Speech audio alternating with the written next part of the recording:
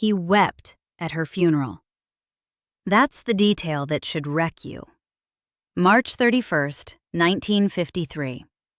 The Duke of Windsor, formerly King Edward VIII, formerly the most popular prince in the history of the British Empire, stood in St. George's Chapel at Windsor Castle and cried for a woman who'd spent 17 years refusing to forgive him. His mother, Queen Mary, dead at 85, buried with her principles intact and her eldest son's absolution permanently withheld. Edward was 58 years old. He'd abdicated the throne on December 11, 1936, to marry an American divorcée named Wallis Simpson, and from that day forward, something between him and his mother had broken so completely that neither of them, across 2 decades, a world war, the death of a brother, the crowning of a niece, could find a way to put it back together. He didn't stop loving her. She didn't stop loving him. That's what makes this so devastating. Love was never the problem. The problem was that Edward had committed the one sin his mother's soul couldn't absorb. He'd looked at everything she'd sacrificed, everything she'd built, everything she believed gave life meaning, and he'd said, not in words, but in the most public act imaginable, "None of that matters as much as how I feel." And she heard him. She heard him for the rest of her life, and she never forgave him for it. But this isn't her story. Not really. This is his, because Edward is the one who had to live inside the unforgiveness, carry it, feel its weight every Christmas, every funeral, every stilted visit to England where his mother received him with the correct formality and the warmth of a closed door. He's the one who chose love and then discovered that love has a price, and sometimes the price is your mother, and sometimes that price never stops compounding.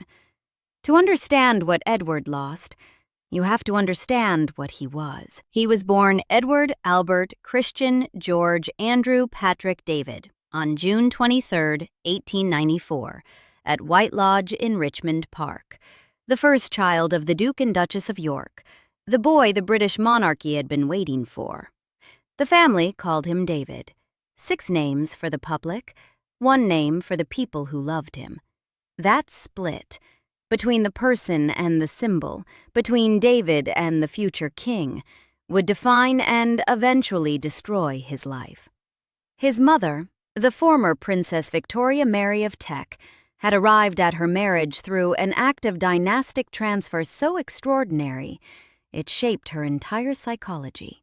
She'd been engaged to Prince Albert Victor, George V's older brother, who died of pneumonia on January 14, 1892, 6 weeks after the engagement. The family then redirected her toward George, the surviving brother. She married him on July 6, 1893, not because her heart had spontaneously leapt from one prince to another, but because the crown required it. She chose duty at 25. She'd go on choosing it every day for 60 years, until duty wasn't something she believed in, but something she was. David was the proof that her sacrifice had worked. First child, future king. The living justification of a life built entirely on the premise that personal feeling was irrelevant when the institution called. He was also, from his earliest years, a child in pain. Royal children of the Edwardian era were raised by nannies and governesses. That was standard. But the nursery at York Cottage, Sandringham, where Edward spent his first years, contained something worse than formality. His first nanny, identified in various accounts as a woman so possessive and psychologically disturbed that she would pinch the infant Edward before carrying him in to see his parents, deliberately making him scream so they'd hand him back to her. The cruelty went undetected for an extended period. Think about that. A baby, brought to his mother and father already crying from pain he couldn't explain, and the parents, constrained by the rigid hierarchies of an aristocratic household, by the assumption that nannies knew best, returning him to the very person hurting him. Eventually, the nanny was dismissed when her behavior was discovered, replaced by Charlotte Bill, known as Lala, who gave the children genuine warmth and stability. But the damage of those early months left a mark. Edward grew up in a household where love existed, but couldn't find its way to the surface. His father, George V, king from 1910, was volcanic in temper, the kind of man who could reduce his sons to stammering terror with a barked correction at the dinner table. He expressed love through expectation, affection through discipline, and tenderness almost never. His mother was subtler, more sympathetic, intellectually engaged.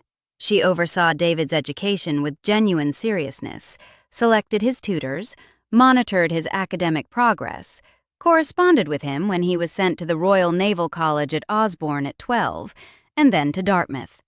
Her letters from those years show a mother tracking her son's development with real pride.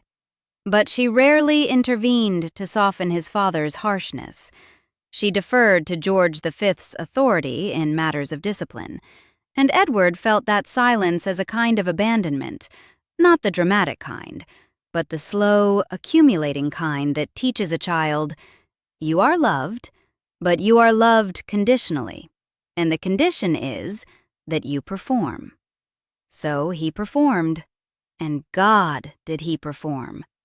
Edward's service in the First World War was, by his own frustrated account, a constant battle against being kept safe. He was commissioned as a second lieutenant in the Grenadier Guards in 1914 and desperately wanted to see combat. But Lord Kitchener personally intervened to keep the heir to the throne away from the front lines, telling him, with brutal pragmatism, that while they didn't mind him being killed, they couldn't risk him being captured. Edward chafed against this restriction for the entire war, but he found ways to get close enough to matter. He visited the trenches in France and Belgium regularly, walked through casualty stations, talked to wounded men, and the soldiers responded to him in a way that no previous royal prince had inspired. He was informal, genuinely interested, not performing sympathy but actually feeling it, in a way that made men who were dying in the mud of Flanders feel like someone with power actually gave a damn about them. He came out of the war changed, restless, hungry for something the palace couldn't provide, a life that felt real, authentic, unscripted. And instead of getting that life, he got the biggest stage in the world. The Prince of Wales tours of the 1920s turned Edward into the first modern celebrity royal. Canada in 1919, Australia and New Zealand in 1920, India in 1921-22, South Africa, South America. Everywhere he went, the response was the same: hysteria. In Canada, crowds waited hours in freezing temperatures to see him wave. In Australia, they mobbed his car so aggressively his security could barely maintain control. He shook so many hands on one tour that his right hand swelled painfully, and he had to switch to his left. He was handsome, slim, impeccably dressed in a way that set trends rather than followed them. The first royal who seemed to belong more to the 20th century than the 19th. The crowds didn't just like him, they were electrified by him. And his mother noticed. Courtiers observed Queen Mary's reaction to Edward's triumphs. The pride was unmistakable, deep and specific. This was her son, performing his duty magnificently. She saw in the Golden Prince of Wales the vindication of everything she'd built her life around. The institution works. The sacrifice was worth it. The line holds. Here's what she couldn't see, or wouldn't. Behind the handshakes and the cheering crowds, Edward was hollowing out. Bored by protocol, impatient with ceremonial tedium his parents treated as sacred. He drank. He took lovers, married women often, which scandalized the court even as it was kept from the public. He was drawn to nightlife, to jazz, to anything that existed outside the suffocating orbit of the palace. He was performing his role beautifully on the surface, while slowly, quietly, rejecting it underneath. The boy who'd been pinched by his nanny and barked at by his father had grown into a man who could make millions love him, but who couldn't find that love in the one place it was supposed to come from automatically: home. His father saw through it. George V reportedly said, with grim prescience, "After I am dead, the boy will ruin himself in 12 months. The old king was off by about 11 months. George V died at Sandringham on January 20th, 1936. In the first gesture of her widowhood, Queen Mary took Edward's hand and kissed it, acknowledging in one fluid motion of grief and protocol that he was now her sovereign. She buried her husband, she elevated her son, she honored the institution even in the moment of devastation, because that's what she had always done. Edward had watched his mother do this his entire life, and he was about to demonstrate that he'd learned absolutely nothing from it. Or, depending on your sympathies, that he'd learned exactly the right lesson, that this kind of self-erasure was no way to live. Within weeks of becoming King Edward VIII, the collision between who he was and who his mother needed him to be began accelerating toward catastrophe. He was deeply involved with Wallis Simpson in love. Not the polite, manageable love the institution could accommodate, but the consuming, desperate kind. The love of a man who'd spent 40 years performing a role and had finally found someone who made him feel like a person rather than a symbol. That autumn, he visited Queen Mary at Marlborough House multiple times. By his own account in his memoir, A King's Story, these conversations were agonizing, not because they lacked words, but because the words came from two moral universes so fundamentally incompatible that understanding was structurally impossible. He spoke the language of the heart. She spoke the language of duty. He told her she couldn't understand what it meant to be in love. She told him she couldn't comprehend how he could consider abandoning the trust placed in him by history, by the nation, by the family, by her. They were both right, and they were both describing a chasm that would never close. December 11th, 1936. Edward formally abdicated. That evening, from Windsor Castle, he told the nation by radio, "I have found it impossible to carry the heavy burden of responsibility and to discharge my duties as king as I would wish to do without the help and support of the woman I love." Queen Mary heard those words at Marlborough House. According to her household, the devastation went beyond anger into something more elemental, an incomprehension that hardened over the following days into a position from which she would never retreat. She wrote him a letter that has become one of the most cited documents in royal history. She called his action inconceivable. She told him he didn't seem able to take in any point of view but his own, that he appeared blind to the shock and grief he'd caused. The letter isn't hateful. It's heartbroken. A mother saying with terrible clarity, "I still love you, but I don't understand you, and I don't know how to look at you the same way again." And Edward? He read that letter in exile, kept it, carried the weight of it, because he'd known this would happen. He'd chosen it anyway. And then he had to live with what he'd chosen, which meant living without his mother's forgiveness for the rest of her life. He married Wallis at the Château de Condé on June 3, 1937. No member of the royal family attended. His brother, now King George VI, created him Duke of Windsor, but ensured Wallis wouldn't receive the title Her Royal Highness, a deliberate, surgical snub that Queen Mary fully endorsed.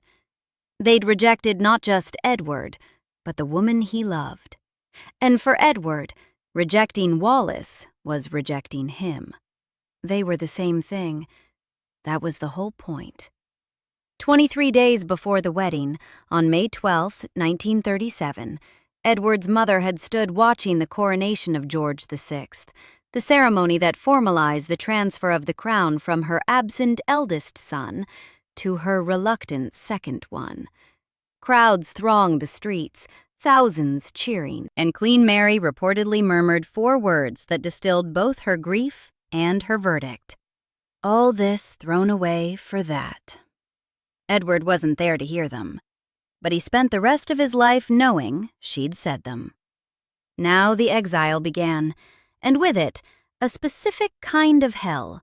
The hell of watching, from a distance, the consequences of your choice unfold on people you love.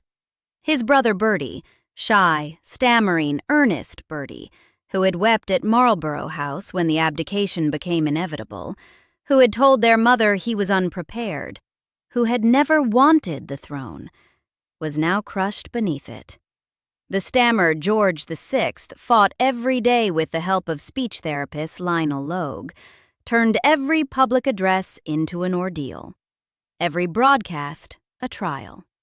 Then came the Second World War in September 1939, and with it, demands that would have tested the most robust of monarchs, let alone one who'd never expected to rule. George VI and Queen Elizabeth stayed in London through the Blitz. Buckingham Palace was bombed in September 1940. They refused to evacuate. They visited devastated neighborhoods, toured factories, embodied a quiet courage that sustained public morale at the nation's darkest hour. And where was Edward? The Bahamas. Governor of the Bahamas, a post widely understood as a way to park him somewhere far from the war, far from the continent, far from the Nazi sympathies that had alarmed British intelligence during the Duke and Duchess of Windsor's widely photographed 1937 visit to Germany. Edward hosted dinner parties in Nassau, while his brother absorbed the bombing of his own palace. The contrast was visible to everyone, including their mother, and it added another layer to an unforgiveness already calcifying into permanence. Edward knew. He wasn't stupid. He understood what people saw when they compared his life in the Caribbean to Bertie's life under the Luftwaffe. But what could he do? He'd made his choice. The choice had consequences. And one of those consequences was becoming the brother who wasn't there, while the other brother shouldered a weight that was never supposed to be his. By the late 1940s, that weight was killing George VI. Arteriosclerosis, a gauntness that shocked people who hadn't seen him in months. In September 1951, his left lung was removed after doctors discovered a malignant tumor, lung cancer, fed by decades of heavy smoking that had itself been a mechanism for managing the anxiety that shadowed his entire adult life and intensified immeasurably after the abdication. On February 6, 1952, George VI died in his sleep at Sandringham. He was 56 years old. 56. Edward attended the funeral. He and his mother were in the same room. There is no record of reconciliation, no softening. Just 2 people bound by blood and separated by something neither could undo, standing in the presence of a dead king who was dead, at least in part, because of what one of them had done 16 years earlier. Did Queen Mary blame Edward for George VI's death? She never said so explicitly. She didn't need to. The causal chain was visible without narration. Edward abdicated, Bertie became king, the kingship destroyed Bertie's health, Bertie died at 56. You don't need to assign blame when the sequence tells its own story. And Edward could read that sequence as clearly as anyone. More clearly, probably, because he was the first link in the chain, and he knew it. 13 months later, Queen Mary was dying. She was 85. She knew the end was coming, and she knew her granddaughter Elizabeth, now Queen Elizabeth II, was preparing for a coronation scheduled for June 2, 1953. So she did the most Queen Mary thing imaginable. She left instructions that her death must not delay the coronation. If she died before June 2nd, The ceremony would go forward. No postponement, no extended mourning. The institution came first, even in dying, especially in dying. Duty trumped everything, including her own funeral. She died on March 24, 1953, at Marlborough House, 10 weeks before the coronation. There is no record that she sent for Edward in her final days, no record of a deathbed message, no last-minute softening, no whispered forgiveness, no concession to the universal expectation that a dying mother will reach for her child, regardless of what that child has done. She went exactly as she'd lived, duty intact, principles unbroken, the unforgiveness carried into whatever comes after this life with the same rigid certainty she'd carried it through this one. The coronation went ahead as scheduled, because she said so. Edward attended her funeral on March 31st, and he wept. Think about what those tears contained. Grief, obviously, but also something worse, the knowledge that it was over. Not just her life, but the possibility. As long as she was alive, there was the theoretical chance, however remote, that one day she might look at him and say, "I understand. I forgive you. You were right to follow your heart." That possibility, maybe never realistic, but always technically existing, died with her on March 24th. And when they lowered her coffin, Edward wasn't just burying his mother. He was burying the last chance of ever hearing the one thing he needed to hear from the one person whose opinion had never stopped mattering. He would live until May 28, 1972, another 19 years, growing old in Paris with Wallis in a kind of gilded irrelevance. The pugs, the gardening, the dinner parties that grew smaller as the years passed, and the guest list thinned, and the world that had once cared so desperately about his love story gradually stopped caring at all. Did he think about his mother? Of course he did. Did he regret the abdication? He said he didn't. But he wept at her funeral. And sometimes what the body does tells you more than what the mouth says. Here's the brutal symmetry of it. Edward couldn't forgive himself for needing her forgiveness. He'd chosen love, freely, deliberately, with full knowledge of the cost. And part of that cost was his mother. He'd known it would be. He'd done it anyway. And then he spent the rest of his life wanting her to tell him it was okay, knowing she never would, unable to take back the choice because taking it back would mean his love had been wrong. And he couldn't accept that any more than she could accept the alternative. Two people, two absolute convictions, zero room for compromise.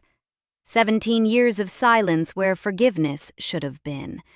And this is what makes Queen Mary's unforgiveness so annihilating. Not that she stopped loving Edward, but that she didn't. She loved him. She loved him his entire life. She just couldn't forgive him. Because forgiving him would have meant admitting that duty, the principle for which she'd transferred herself from one dead prince to his living brother in 1893, for which she'd subordinated every personal desire for 60 years, wasn't the highest value after all. That love was.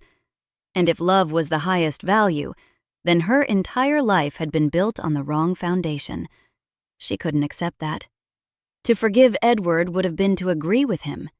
Some wounds close. That one didn't. This isn't just a king's story or a queen's story.